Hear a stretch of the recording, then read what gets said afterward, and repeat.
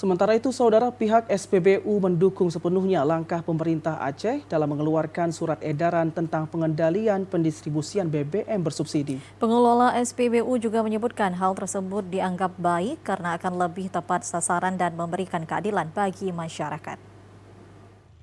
Pihak SPBU di Kota Langsa mendukung sepenuhnya langkah pemerintah Aceh dengan dikeluarkannya surat edaran tentang pengendalian pendistribusian BBM bersubsidi.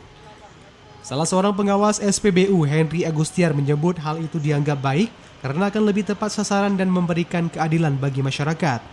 Henry menjelaskan dalam penerapan program subsidi tepat ini, kendala yang dihadapi ialah masih banyak masyarakat yang belum mendaftar melalui aplikasi My Pertamina, sehingga dibutuhkan sosialisasi dan edukasi mengenai tujuan dan manfaat program tersebut.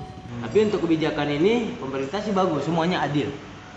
Di mana kita bilang adil, semua dapat. Cuman kapasitas pengisiannya yang dikurangkan. Kalau kendala pasti ada. Kalau kendala itu pasti kadang-kadang yang nggak mau daftar. Ayo kita daftarkan My Pertamina biar Bapak dapat QR ataupun scan barcode yang mudah kita pahami sekarang di masyarakat. Scan barcode itu. Kadang-kadang ada yang mau, ada yang tidak mau, ada juga menolak. Saya punya itu, saya beli.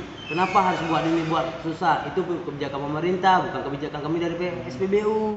Surat edaran Gubernur Aceh ini dibuat berdasarkan Peraturan Presiden Nomor 191 Tahun 2014 tentang penyediaan pendistribusian dan harga eceran BBM serta memperhatikan kecukupan kuota jenis BBM tertentu solar subsidi di wilayah Aceh, di mana jumlah liter BBM yang diberikan disesuaikan dengan jenis kendaraan. Dari Langsa, Mulyadi TVRI melaporkan.